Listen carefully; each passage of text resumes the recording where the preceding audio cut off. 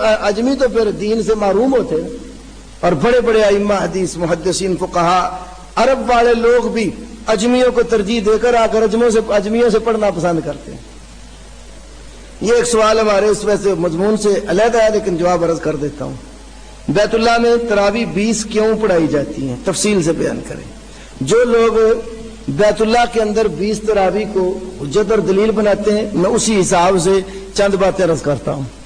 پہلی بات تو یہ، ہم تو کہتے ہیں کہ حجت قرآن اور حدیث ہے. حجت کسی شخص دوسرے کا قول، اس کا عمل، کوئی علاقہ، خطہ حجت نہیں ہے. اصل حجت وہی الہی ہے اور وہ قرآن حدیث کی صورت میں ہے جو آج ہمارے درس میں بیان ہے. تو وہی الہی کے اندر، دین کے اندر قرآن اور حدیث کی روح سے رسول کریم صلی اللہ علیہ وسلم سے جو چیز ثابت ہوتی ہے وہ 11 رکعات ہے. صحیح بخاری میں امام بخاری نے کتاب و صلاۃ التراویح باقاعدہ تراویحوں کی نماز کا عنوان منعقد کر کے اس میں 11 رکعات والی اما عائشہ والی حدیث بیان کی ہے.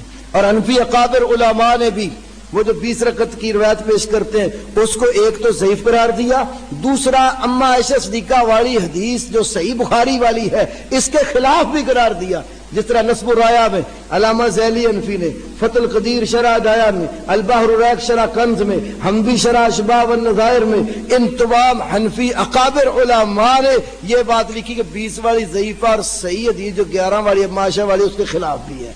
تیسری بات، ہمارے دوسرا طبقہ جو 20 کا زیادہ زور لگاتا ہے نا، انہوں کہتے ہیں دلیلیں ہمارے نزدیک 4 ہیں. ان کے نزدیک دلائل 4 ہیں، قرآن، سنت، اجماع اور قیاس. اب سوال یہ ہے کہ مکے والوں کا عمل قرآن ہے، سنت ہے، اجماع ہے، مجتہد کا قیاس ہے، چاروں میں سے کچھ بھی نہیں.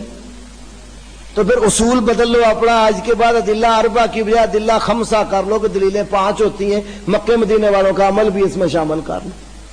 اگر 5 دلیلیں بناتے ہو تو تمہارے مذہب کا ویسے ہی ستیہ ناش ہو جاتا ہے. اس لیے کہ امام محمد بن حسن شیبانی نے مدینے والوں کے عمل کے خلاف ایک کتاب لکھی، اس کا نام ہے کتاب الحجہ علی اہل المدینہ. کہ مدینے والوں کے خلاف امام محمد نے جو مدینے والوں کا عمل تھا اس کے خلاف کتاب لکھی. اگر مدینے والوں کا عمل حجت تھا تو امام محمد نے ان کے خلاف کتاب لکھنے کی تکلیف کیوں گوارا کی؟ اگلی بات، مدینے والوں یا مکے والوں کا اگر عمل حجت ہے تو کیا صرف 20 کا عدد ہی حجت بنے گا؟ وہاں کتنے مسائل ہیں، موٹے موٹے مثلا دیکھ لیں آپ. آمین بالجار، رفع الیدین، سورۃ فاتحہ، سبو صفوفکم، اذان حضرت بلال والی اور اقامت بھی حضرت بلال والی. اور اس تراویح کے حوالے سے آپ دیکھو، تراویح دیکھ لو، تراویح جب وہ پڑھتے ہیں، ابھی میں وہ مسئلہ انشاءاللہ اس میں ایک بات ہے کرنے والی. تراویح پڑھتے ہیں، اس کے بعد وتر بھی پڑھتے ہیں کہ نہیں؟ کتنے وتر پڑھتے ہیں؟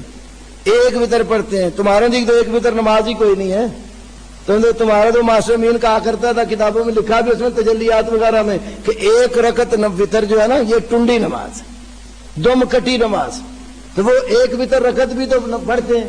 وتر میں پھر رکوع کے بعد ہاتھ اٹھا کر لمبی قنوت کرتے ہیں. تو تراویح عدد نظر آ گیا لیکن یہ عمل کدھر چلا گیا؟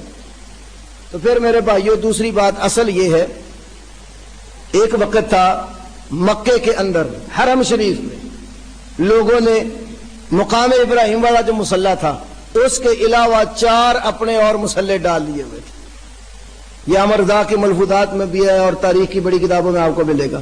حنفیوں نے اپنا مصلی حرم میں ڈالا ہوا ہے، شافیوں نے اپنا، مالکی علیحدہ، حنبلی علیحدہ، ہر کوئی اپنا اپنا مصلی ڈال کے بیٹھا ہے. شافیوں کی نماز کا وقت پہلے ہو گیا ہے، انہوں نے اذان دی، نماز پڑھی، حنفی اپنے مصلی پہ بیٹھا ہے اور مقتدی اس کے پیچھے، وہ نہیں اس امام کے پیچھے نماز پڑھیں گے کہ ان کا بھی ٹائم نہیں ہوا.